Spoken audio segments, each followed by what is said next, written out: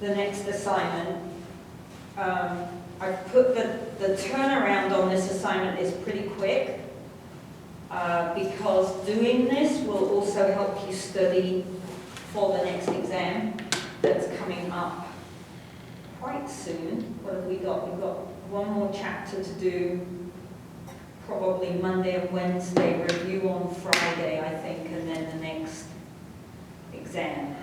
So I have this fit prescription assignment due next Wednesday.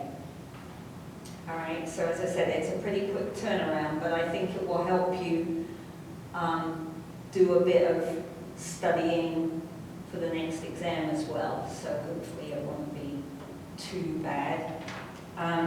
You need to have created your fit matrix, right, from our conversations in class.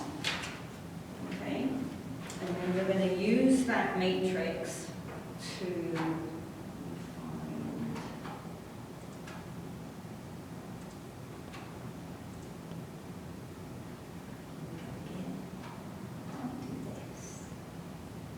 It's there. It's right there. All right. You can see. Can you see this document? It's Yes? Okay. it's kind of small, but yeah. Why? It shouldn't be small. What's going on here? Let me come back.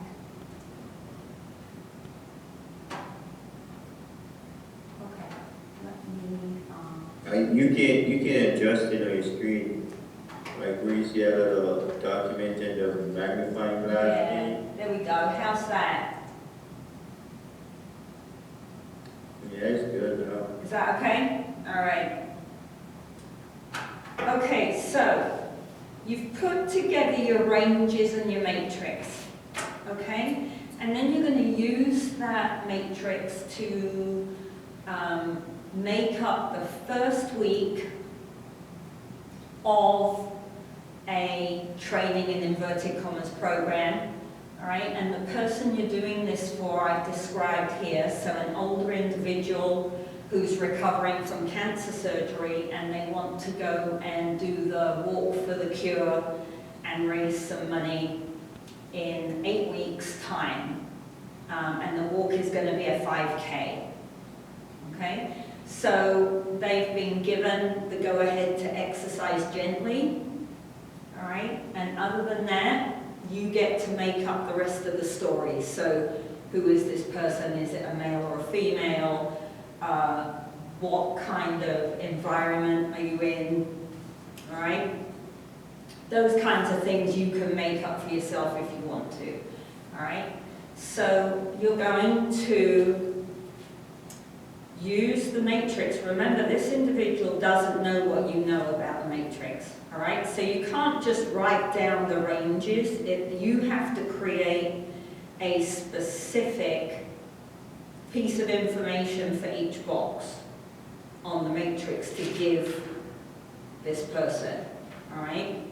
So specifically, how many days of the week are they going to do cardio, resistance, flexibility, neuromotor, okay?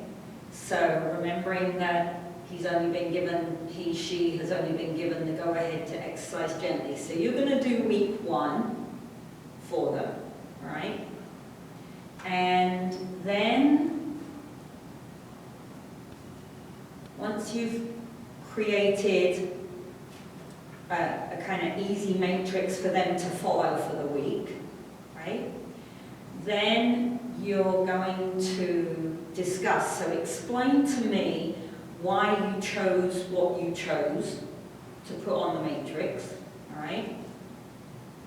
And think about, when you're trying to explain that, a good rule of thumb is that you want to be able to explain these ideas to anybody that doesn't know anything about XFIT. So consider you're going to explain what you're doing to your grandma, right? You should be able to explain that to your grandma. Okay, so what principles have you used? why have you set it up the way you've set it up, all right? And then, given that this individual really enjoys what you've done for them and they've stuck to the plan for week 1, how might you progress certain elements in weeks 2 or 3? Because some of them you might not want to change in week 2, some of them you might want to give them a couple of weeks at, right? So just have a look at the progression information that we covered, okay, and think about what would you do next, okay? Does that make sense? Yeah. Yeah? Yeah, sounds good. Okay, and so that is open on Blackboard. These guidelines are there. I've set up a matrix Word document already, so you've got like a blank chart there that you can fill in for this person, and then you can just continue on the Word document with your discussion, or you can put it into a separate document if you want to, I don't mind. And there's an assignment tab there to submit those. Okay?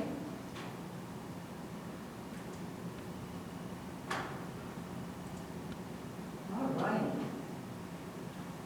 We are going to finish chapter 13. She says, hopefully, if my voice holds out.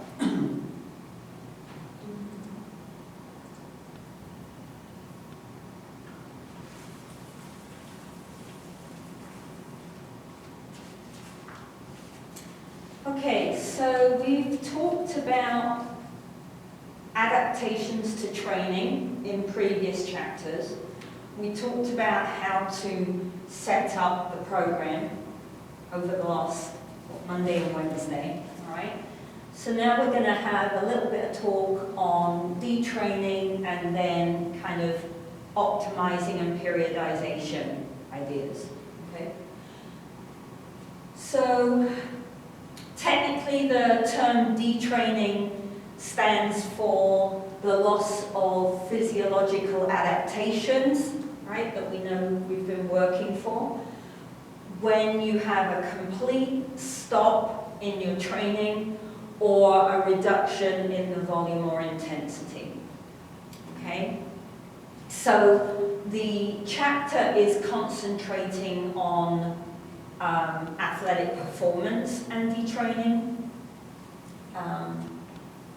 So what happens during an off-season, or an athlete gets injured and they can't train at the level they were before, or can't train at all for a period of time, right? Or we're on vacation, and the vacation would be the same, you know, this is an athlete or this is a recreational athlete,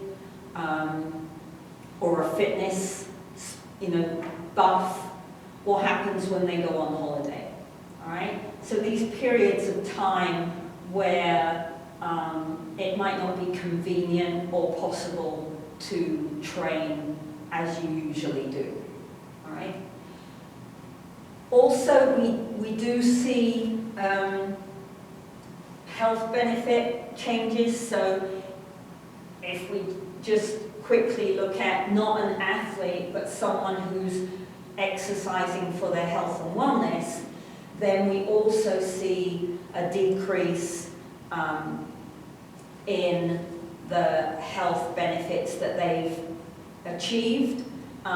If they've been working, let's say, for 6 months on their cardiovascular fitness, and they've seen improvements in their LDLs and HDLs, then if they take 2 weeks off and they're completely sedentary during that 2 weeks, then just in that 2 weeks we see an increase in those bad LDLs again, okay?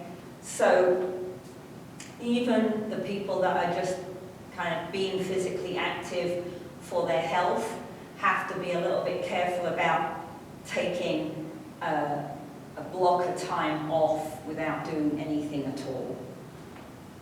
All right? So how much you lose depends on how long have you been training before you take the time off, and how much have you been doing in that training, and how hard, what was the intensity level of that training. So adaptations to different systems decrease at different rates, okay? But eventually, if you take enough time off, all the adaptations will start to drop off. All right, because you've removed the stressor. So remember, the adaptation occurs in response to stressing the system. Okay, so if I remove that stress, then the adaptation starts to backtrack. Right? Adaptations, unfortunately, aren't permanent once we've put in all that hard work. That would be so cool, but it don't work like that, unfortunately. All right, so let's look at the difference between what happens if I'm doing a lot of strength resistance type work and I stop versus cardio work. All right. So when we look at strength training and we stop, right, then over the first week or two, we see a loss of strength and power, particularly power, over the first few weeks, so 2-3 weeks. And then if we continue not training, we continue the loss of strength, right, over time. So it's variable. If it's less than 6 weeks of break, then usually your type 1 muscle fibers are okay and they maintain adaptation. Type 2, though, sees a significant decrease relatively quickly, and that's why you see the big drop in power initially, because those type 2 fibers detrain very quickly. Okay? So the type 2 fiber will, we said that with training, they increase in diameter, right? They get bigger. They decrease that diameter quite quickly. But what's interesting is that if you then go back to training, that the hypertrophy the second time around occurs much more quickly than it did the first time around. So all is not completely wasted when you come back after the break. All right? If we, no, let me say that later. So the older you get, the faster the decline will be if you take a break. Apparently, the drop is faster for women than it is for men, probably because they weren't working quite as hard before they took the break, and so they see a greater loss in strength, right? So it's even more important for your female friends or your mum or your sister to maintain their physical activity, their resistance work, whatever they choose, right? And so if I've got this loss of strength and power, then we see a drop in performance in events that would require strength and or power, okay? So what's interesting is that we can maintain strength for up to 12 weeks, so 3 months, right? If we reduce the volume, but we keep the intensity the same, right? So if we, let's say we used to train, or we typically train 3-4 times a week doing resistance work. If we reduce that to twice a week, but we keep the level of the workload the same, so we lift the same amount of weight, right? Then we are able to maintain strength for up to 12 weeks. Okay? In season, there's some research with certain athletic groups that seems to suggest, and I think in particular the textbook talks about some basketball research. When you're in season, then it appears that you only need to do resistance work once or twice a week to maintain the strength you built up pre-season and maintain performance in the basketball game. So that's quite an interesting idea, I think, because we're going to look in a little while about what happens if we overtrain. And so we want to make sure that we're planning this program in a way that doesn't push our athletes into overtraining, right? So we can drop off how many times they have to go over and see LV when we're actually in season playing games and traveling as well, right? Up to 30 weeks,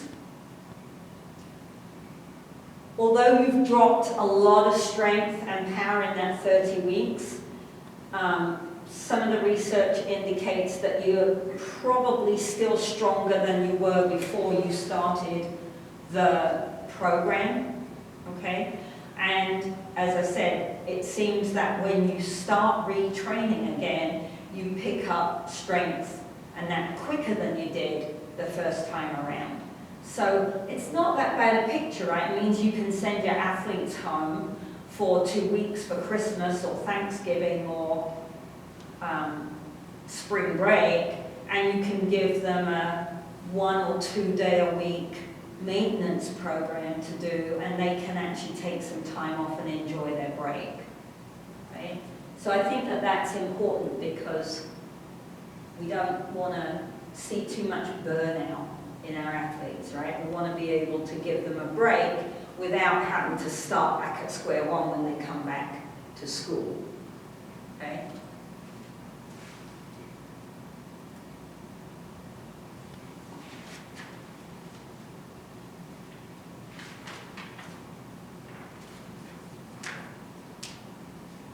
So with aerobic athletes and our cardiovascular training, then we see a very, very quick drop in VO2 max, in peak VO2. So that oxygen consumption capability drops very, very rapidly, all right? So on average, about 10% over 4 weeks drop in VO2 max. And oddly, with aerobic work, the less training time you had done before the time you took off and the lower your capacity was before you took time off, the less drop you see. So that's a bit of a bummer for the true endurance athletes. It means they're going to see a bigger drop than their roommate who just power walks or runs a couple of times a week, right? So,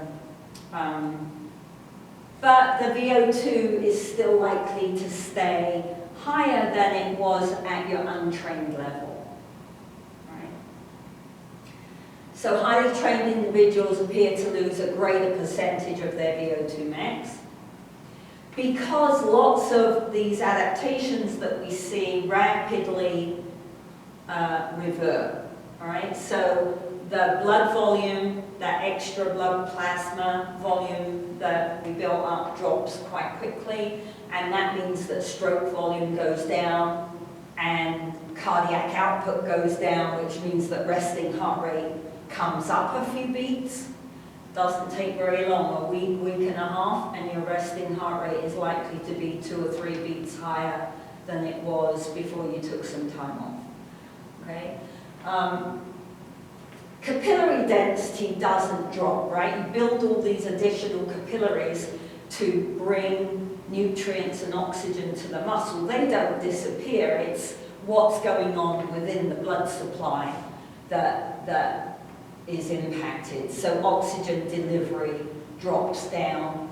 Typically, you see a slight change in body composition. So you get a little, maybe a little more body fat, depending upon the amount of time and obviously your diet while you're taking the break. But remember that body fat doesn't use oxygen. So even if I don't change my muscle mass, if I add some body fat, even 1 or 2%, right, then that changes my ratio and therefore my VO2 max will come down. Okay? We see an increased reliance on carbohydrate within about 3 weeks.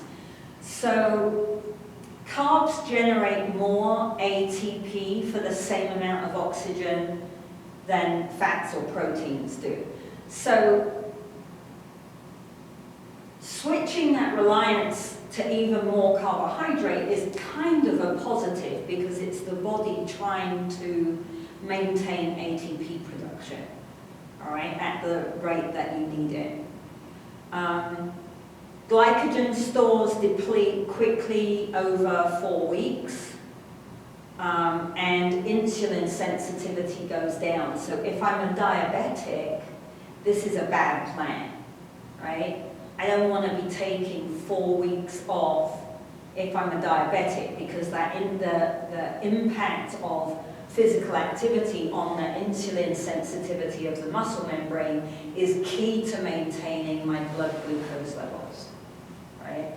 So don't let your diabetic family members take that much time off, right? What else? What else?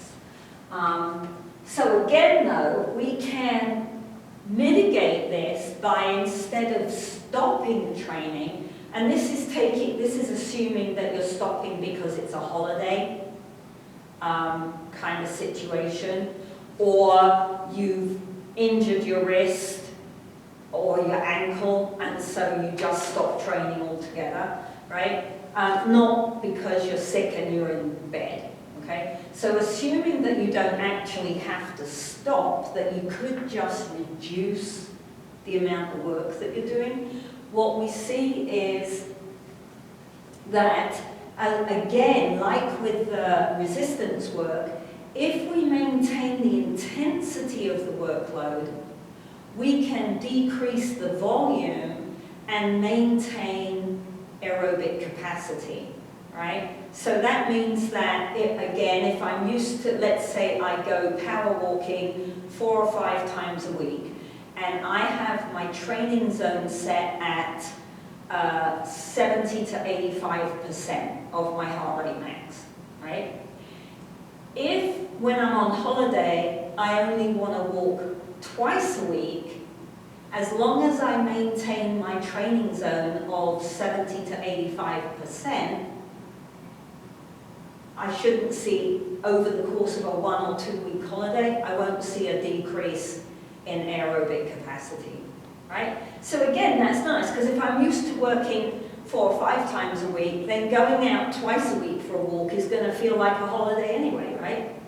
So I don't mind that. Okay? So as long as we maintain that intensity, again, we've got a large window here, nearly 4 months, that we can decrease the volume and maintain aerobic capacity. So we've got a large window in both our resistance work and our cardio work, as long as we keep the intensity up. Okay? Questions?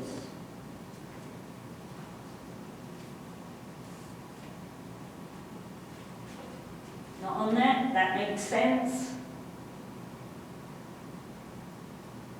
Sounds good to me. I'm good to go.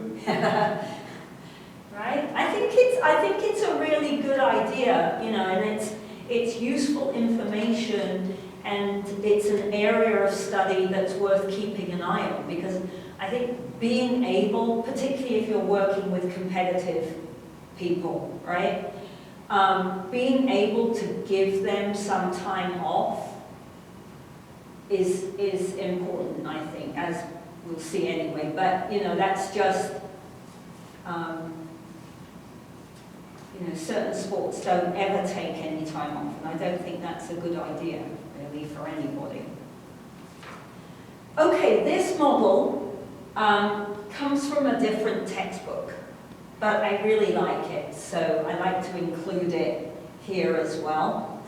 And this model is a typical pattern of what we would expect to happen, what improvements we would expect with overloading and overreaching, and then versus overtraining, all right?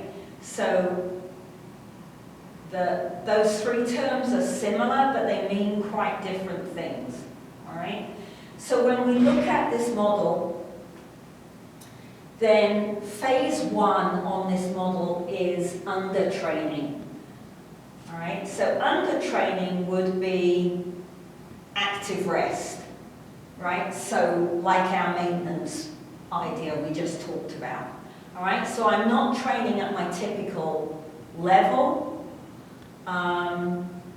It might be between competition seasons or, as I said, an active rest period, all right? So during phase one, we wouldn't expect really to see much physiological adaptation, if any, all right? And therefore, if I'm not seeing any adaptation, we wouldn't see any change in performance, all right?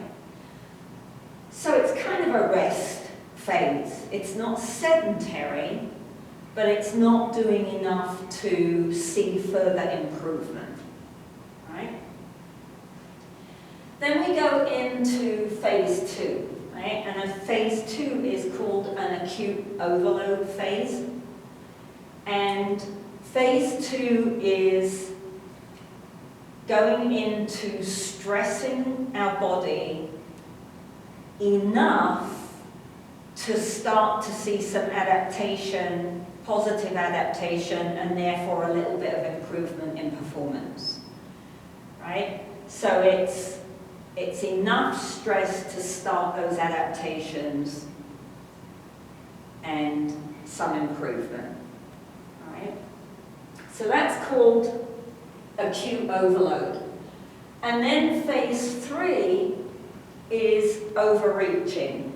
And phase three is crucial, and it's where we often go wrong, right?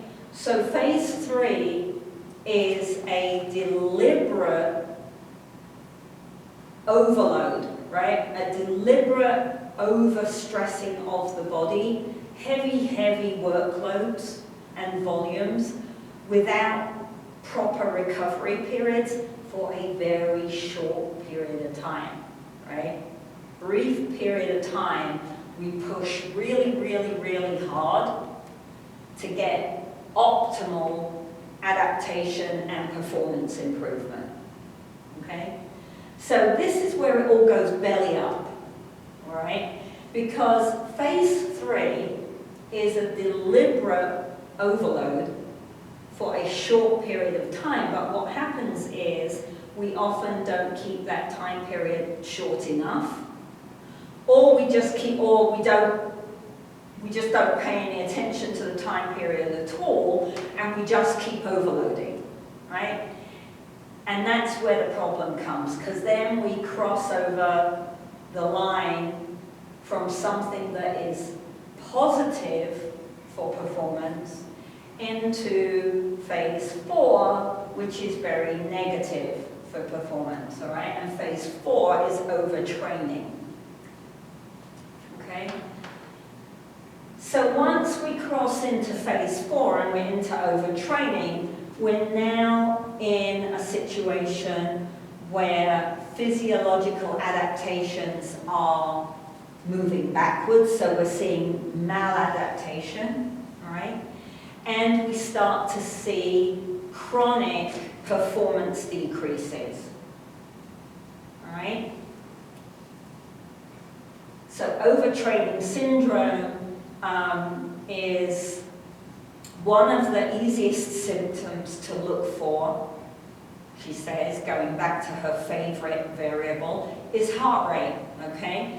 Because heart rate is the perfect predictor to tell you how hard you're working. So what happens in overtraining is that you take a piece of work that when you were overreaching, your heart rate was 80% of your heart rate max for this piece of work, right?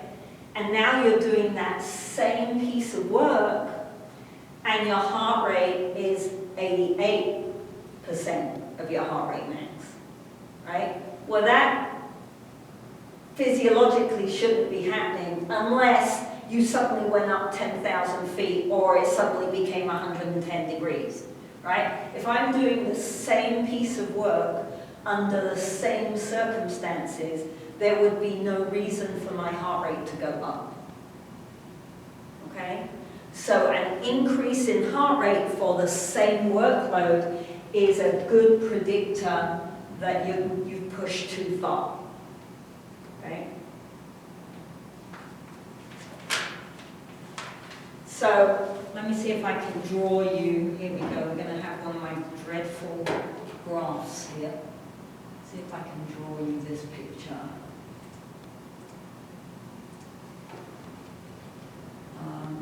Yes.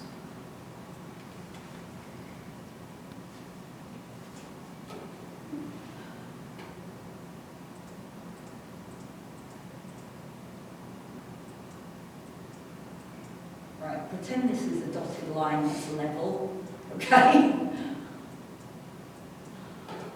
All right.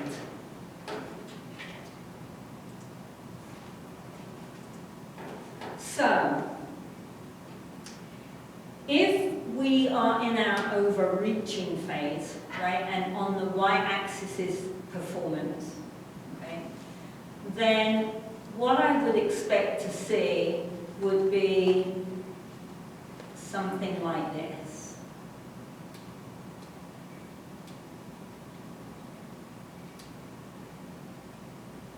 All right? So this would be overreaching. All right? So the point of the brief overreaching phase is that at the end of the phase, performance is improved over where we started. Right? Now,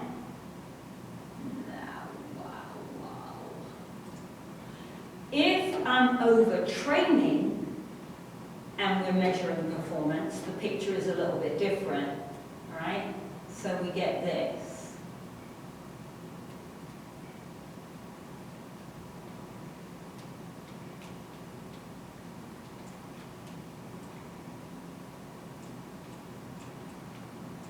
Right? It's not a J, it's a T, okay? All right? So if I'm overtraining, then what we see is I'm working my butt off and things are getting worse and worse and worse. All right? Does that make sense, that graph?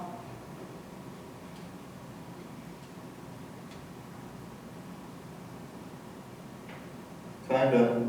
Kinda? What do you want me to re-explain for you? Like, you can just go over the last one bit. Go over it again? Yeah, you can just repeat one, please. Okay, all right. So the orange line is for the overreaching, so phase 3 on that diagram. Okay? Yeah. So what happens in phase 3, I'm pushing the body a little bit too hard, but it's for a very brief period of time. And by pushing it hard, I'm getting maximum adaptations, right, which leads to better performance. So let me do this. This might help. Let me, I want it around the other way. How do I turn it around? So the y-axis is a measure of performance. Okay? Yeah. So the orange line then, if I'm doing this overreaching correctly, the orange line says, okay, but I have my training day, I have, you know, and we know that after a training day we deplete glycogen and things, so when I'm looking at my performance is better, it's always variable, gets better, I'm working really hard, performance is going up, it's going up, and at the end of my overreaching phase, performance, so performance here is much higher than where I started. Right? So whatever that performance is, it's improved over this brief period of pushing really hard in training. Right? If I don't stop in time, right, and that's part of the cleverness of being a good coach, particularly a good strength and conditioning coach, right? If I don't stop in time and I keep going with this very heavy workload, right, then we go into an overtraining situation. And what happens in overtraining is I work really hard, I'm working really hard, we keep checking my performance, and my performance gets worse and worse and worse, even though I'm working really, really hard in training, right? So here, my performance is lower than where it started.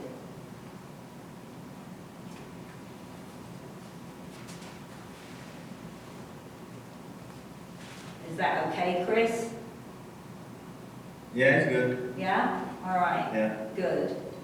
thank you. You're welcome.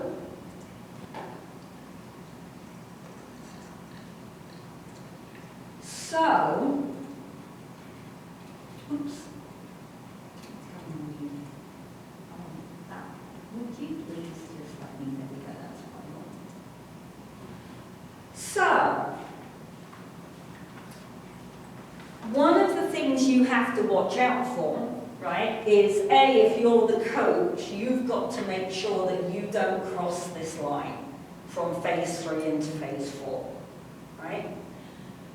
So you have to pay attention to what are the symptoms, you know, are my athletes complaining about being tired? Are they saying they're still sore when they should not be sore by now? Do they have increased heart rates, right? But the other thing you have to watch out for, I think, is just athlete personality, right? Because people who compete in sport, or anything really, but I think particularly in sport, right? There's something just a little bit weird about all of us that compete in sport, right? We aren't always competing to beat someone else. Most of the time, we're competing to beat ourselves, right? So imagine what you would do, right? You are training hard and your performance goes down. So let's say you're a sprinter, right? And you're training your butt off and your 100-meter time is slower than it was last week. What do you think is typically the athlete response to that? What would you do? Train harder. Work harder, right? Yeah, right? That's right. Because that's our mindset, right? Okay, if my performance is getting worse, I just have to train even harder, okay? So, of course, that then makes phase 4 even worse, and performance gets even worse, right? So that's something I think that we always have to pay attention to. It's not just what I do as the coach, right? I might have this under control, okay? But in the years that I've worked here, right, and the student gym is right here in Greyhound Arena, and so I can walk up and down and look through the window any time and see who's down there training. right? I cannot tell you, well, every day, there are athletes down there training, right? But I know they already trained at 5 o'clock in the morning with LV over in the athletic weight room, right? What are they doing down in the student weight room? Training again. And does LV or their coach know that they're down there training again? Probably not. I don't know, right? I'm making an assumption. I could be grossly wrong, right? But I think it's just part of that mentality that makes them good athletes, that makes them competitive, makes them want to train harder, right? Instead of taking a couple of hours off. And then we have an overtraining situation again that wasn't caused by the coach, right? So I think that that's something to keep an eye out for. Okay. All right. How much time have I got? Oops, not much time. I'm talking too much again. Here we go. Okay, a quick look at some periodization principles. So periodization is variation in the training program that is planned carefully. Okay? And so now we're looking at how do I, over the course of 6 months or over the course of a year or even over 4 weeks, how do I plan the training so that we don't get overtraining occurring? All right? So the whole point of using periodization is to try to prevent crossing over that line from phase 3 to phase 4 on the previous model. Okay?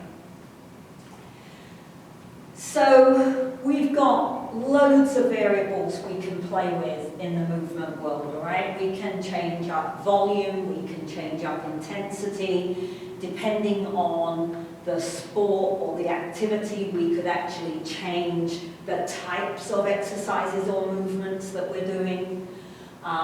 We can change up whether we're doing resistance work or cardio or plyometrics or interval training, depending on where we are in a training block, all right? We can also vary up the psychological work that we're doing with the athletes. So, how much time do we spend on game strategy? Or how much time do we spend on skill analysis, okay? So if we get it right, periodization leads to huge gains in strength and cardiovascular fitness for people who are athletes, and if you take in untrained individuals. So if you use this idea with your clients who are not athletes, right, with a regular person, all right, you'll see much better improvements in body composition. So if the goal is to gain muscle mass and you get your periodization right with your strength program, you'll see better gains in mass. If it's to lose fat mass, again, if you do it right, you'll see better changes in fat mass, okay?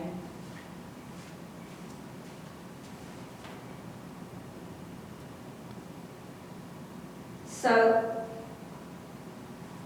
this setup here is based on a classic old world type strength power training program. So it's I guess some people would say it's a little bit out of date maybe, but if it ain't broke, don't fix it.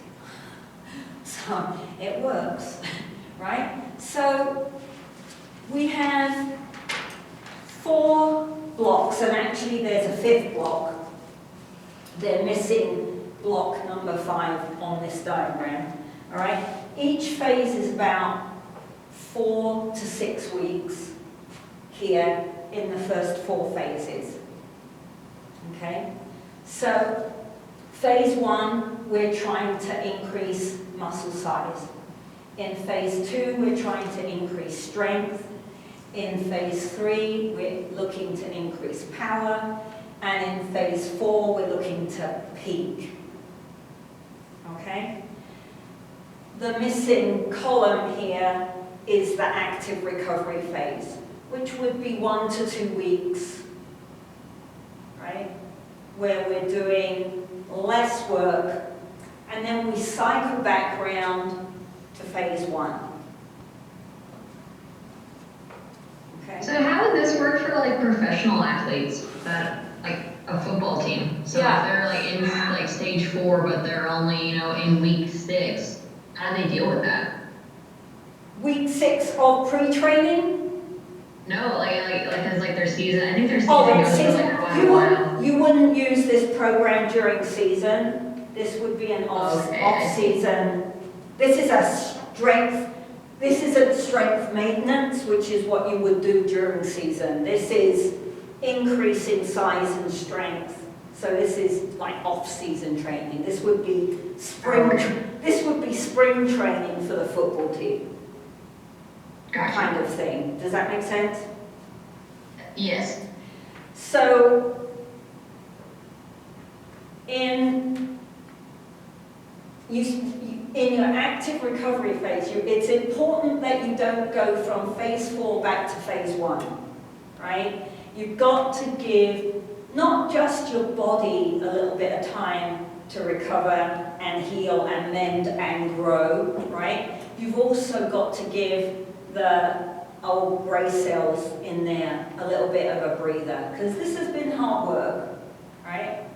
So then we can cycle back round to phase 1 and we can add a little bit more weight, so we can increase the intensity for the second run through,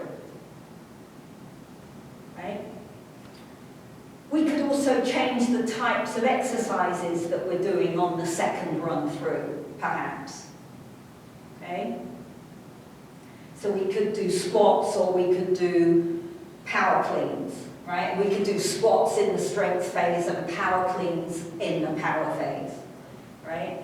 So we've got, again, lots of flexibility with a resistance program as to how we can put this together. Some resources will say that it's only your multi-joint exercises that you would put on this program.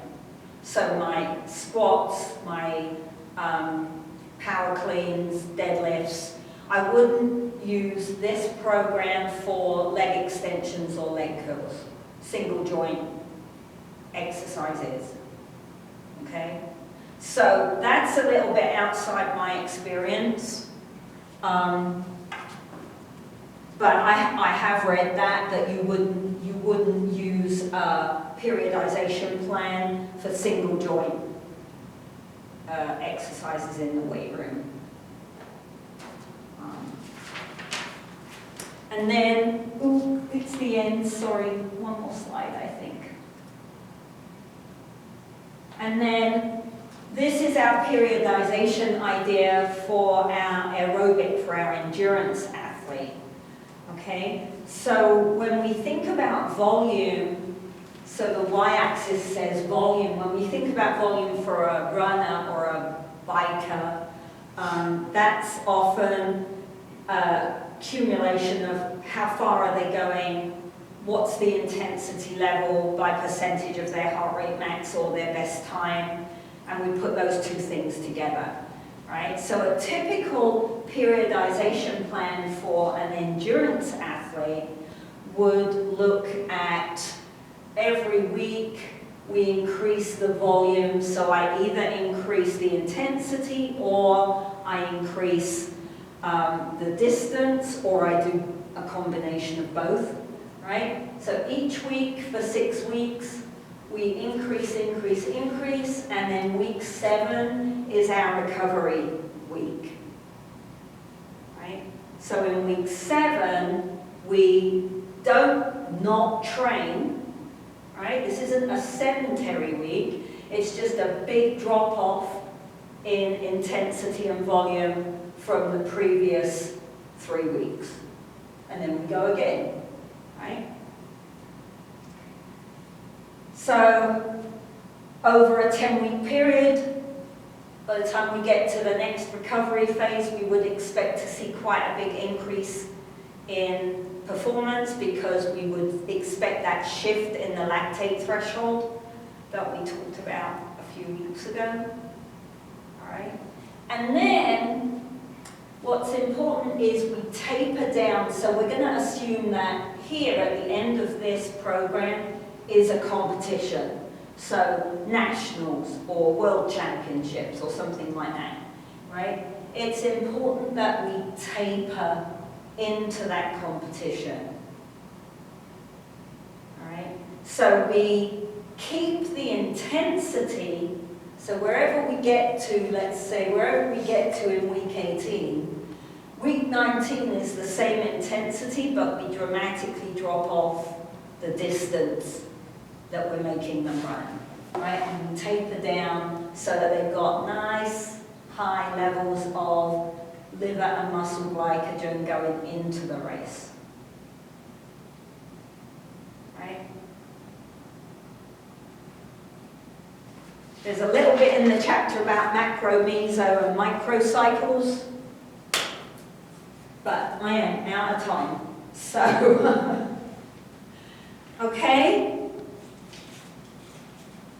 That is exercise prescription. So, on Monday, we will jump back to looking at fluids and electrolytes. All right, but remember that the turnaround on this assignment is quite short. I'd like to have it in sometime on Wednesday, just because I really think Friday will be, I'm pretty sure we only have 2 days on the fluid electrolyte chapter. Friday will be a review, and doing that assignment with the FIT prescription will really help get you ready for reviewing on Friday and then the exam the following week. Okay? Sounds good. All right. Okie dokie, well have a lovely weekend. If you're in Portales, unfortunately it's going to be about 30-mile-an-hour winds apparently, which is a bit of a shame, but I guess that means it's a working weekend. Or a sleeping, a sleeping weekend, perhaps. Laundry. Laundry weekend, there you go. Okay. All right. Okay, people. Have a lovely weekend. See you next Monday.